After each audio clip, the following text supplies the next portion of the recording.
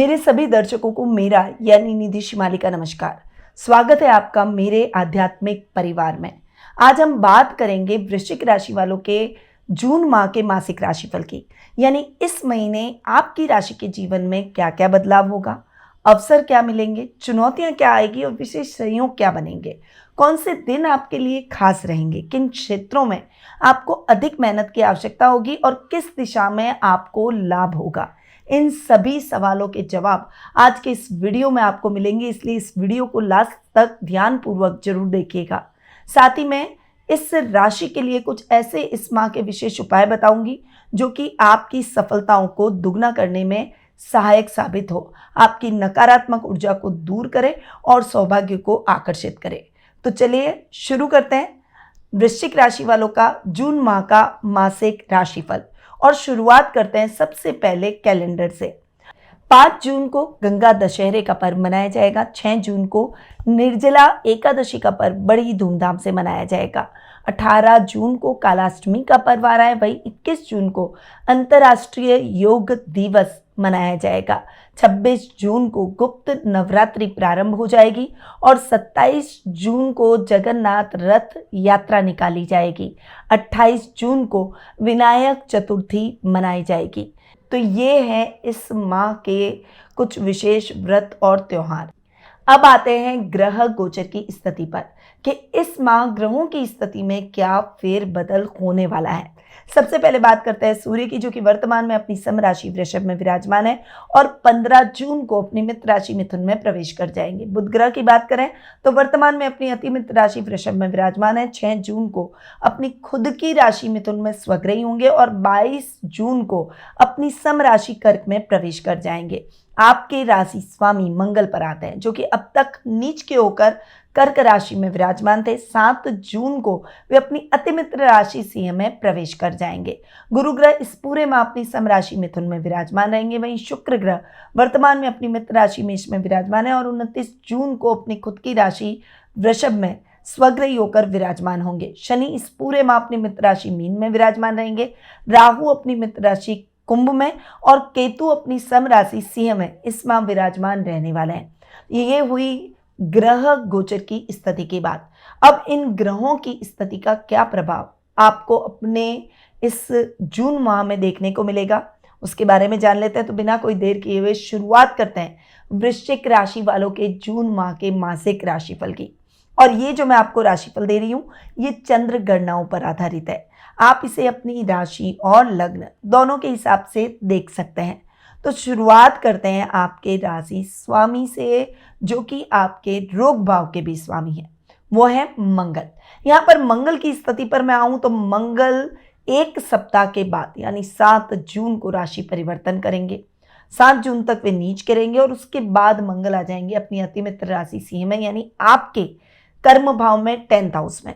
और यहाँ पर मंगल बहुत अच्छे रिजल्ट देंगे क्योंकि मंगल कर्म भाव में आकर केतु के साथ में युति करेंगे। हालांकि ये अंगारक योग होता है पर केतु मंगल की पावर को और ज्यादा बढ़ा देते हैं। यहाँ पर अति उत्साहित रहेंगे, बहुत एनर्जेटिक रहेंगे। और वैसे भी जैसे ही मंगल नीचता खत्म करेंगे, ये साल भी मंगल का है, तो डबल सपोर्ट मंगल आपको करते हुए दिखाई देंगे। आपके राशि स्वामी भी हैं, इसलिए वृश्चिक राशि वाले बहुत पावरफुल पोजीशन में आ जाएंगे। आपका प्रभाव क्षेत्र बढ़ेगा, आपकी एक्टिविटी बढ़ जाएगी, आपकी एक्टिवनेस बढ़ेगी, आप बहुत ऊर्जावान नजर आएंगे। लोगों पर आपका तेज बढ़ता हुआ दिखाई देगा, तेज का प्रभाव पड़ता हुआ दिखाई देगा। इस समय आपके डिसीजन बहुत स्ट्रांगली आप लेते हुए दिखाई देंगे और ये डिसीजन आपके भविष्य को स्ट्रांगली आगे ले जाएंगे। बहुत ज्यादा आपको फायदा इससे मिलने वाला है। आप टेक्निकल साउंड हो जाएंगे, यानी अब तक टेक्निकलिटी से थोड़ा सा दूर थे, तो अब काफी चीजें आप जान लेंगे क्योंकि टेक्निकलिटी का जमाना है। आप जितना टेक्निकल होंगे, टेक फ्रेंडली होंगे, उतना ही आप अपने जीवन में अच्छी ग्रोथ कर सकते हैं। और डीप तक जाइए, डीप तक अपनी कमजोरियों को निकालकर अपनी पावर को और ज्यादा बढ़ाइए। इस समय कुटुंब में भी मान सम्मान बढ़ेगा। दतियाल से आपको पूरा सपोर्ट देखने को मिलेगा। परिवार में भी आपका रुतबा बढ़ेगा। मंगल से रिलेटेड जो लोग काम करते हैं, पुलिस, सेना, नेवी जैसे अगर डेयरिंग जॉब से आप जुड़े हुए हैं, तो इस समय आपकी पावर और ज्यादा बढ़ जाएगी। आप अपने कारनामों से अखबारों की सुर्खियां बटोरने में सफल होंगे। आपके बॉस भी आपसे प्रसन्नचित्त नजर आएंगे। आपका रुतबा बढ़ता हुआ दिखाई देगा। अब मंगल चूंकि आपके रोग भाव के स्वामी भी हैं, तो मंगल जैसे ही स्ट्रांग होते हैं थोड़ा सा ब्लड सर्कुलेशन बढ़ा देते हैं व्यक्ति के शरीर में, तो बीपी के रोगियों को थोड़ा सा सावधान रहना है। बहुत ज़्यादा और एनर्जेटिक तो आप रहेंगे, परंतु जल्दबाजी में गलत निर्णय नहीं लेना है, जोश में होश नहीं खोना है आपको। सोच समझकर बैलेंस रहकर आगे बढ़ें और जल्दबाजी में कुछ भी ना करें, बस इस बात का ध्यान रखें। अपने शत्रुओं से सावधान रहना है, क्योंकि शत्रु आपको कहीं ना कहीं उकसाएंगे गलत कर्म की तरफ, आपके गुस्से अग्रेशन को बढ़ाने का प्रयास करेंगे, पर आपको बहुत शांत रहना है और बैलेंस रह के सोचना है। जल्दबाजी में कोई भी गलत निर्णय लेने से आपको बचना होगा, यही मैं आपको एडवाइस दूंगी। चलिए अब आते हैं आपके सेकंड हाउस और आपके फिफ्थ हाउस पर। आपके सेकंड और फिफ्थ हाउस के लॉर्ड है गुरु।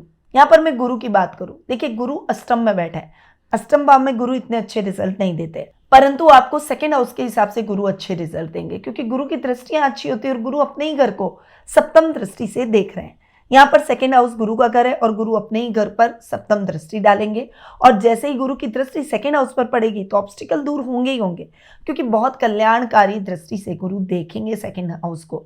तो यहाँ पर अपने ही घर पर दृष्टि डालकर व्यक्ति अपने घर की उन्नति को बढ़ाता है। कभी भी कोई भी अपने घर का बुरा चाहता है तो गुरु भी अपने घर का बुरा नहीं चाहेंगे। रोजमर्रा का लाभ बढ़ेगा, अपॉर्चुनिटीज बढ़ेगी, वर्क प्लेस पर बहुत ज्यादा अपॉर्चुनिटी मिलेगी, कुटुंब में मान सम्मान बढ़ेगा, समाज में एक गणमान्य व्यक्तियों की सूची में आ जाएंगे, कई जगह चीफ गेस्ट बनाकर भी बुलाया जाएगा, कई जगह लोग आपके मुरीद हो जाएंगे, यानी आपको फॉलो करेंगे। सोशल मीडिया पर भी आपकी प्रेजेंस और ज़्यादा बढ़ेगी और प्रेजेंस बढ़ने से आपके फॉलोअर्स भी बढ़ते हुए दिखाई देंगे।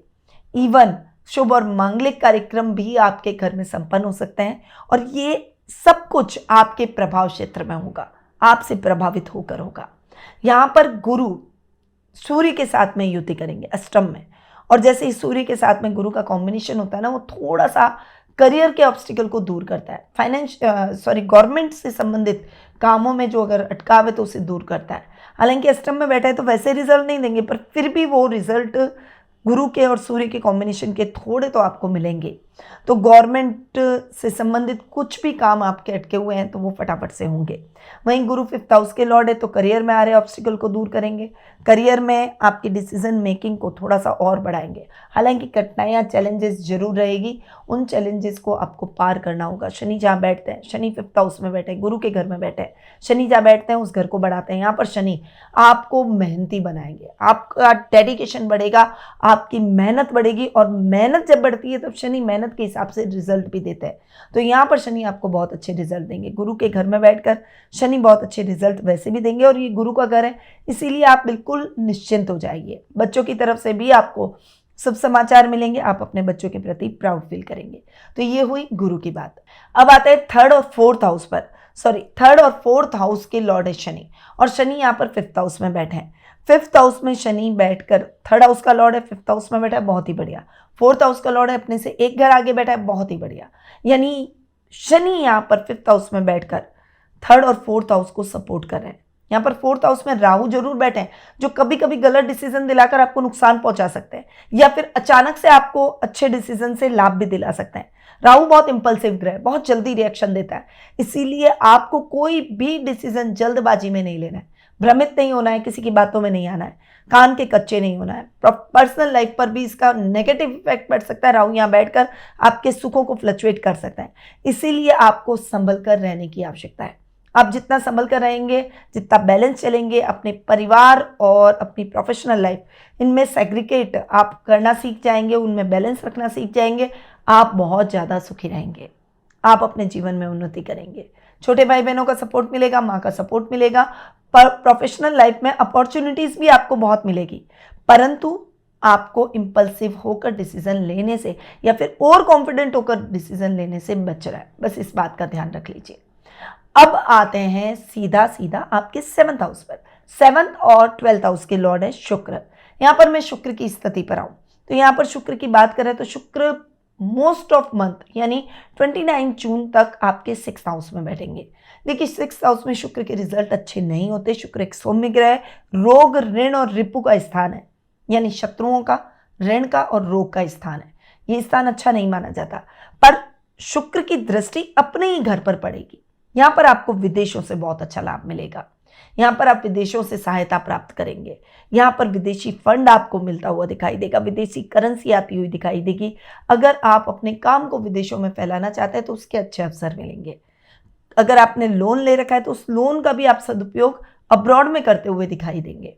कहीं ना कहीं लोन से मुक्ति मिल जाएगी, थोड़ा कर्ज की स्थितियां थमेगी, पर आपको अपने खर्चों को कंट्रोल करके चलना होगा। आपको निवेश करते समय सावधानी रखनी होगी।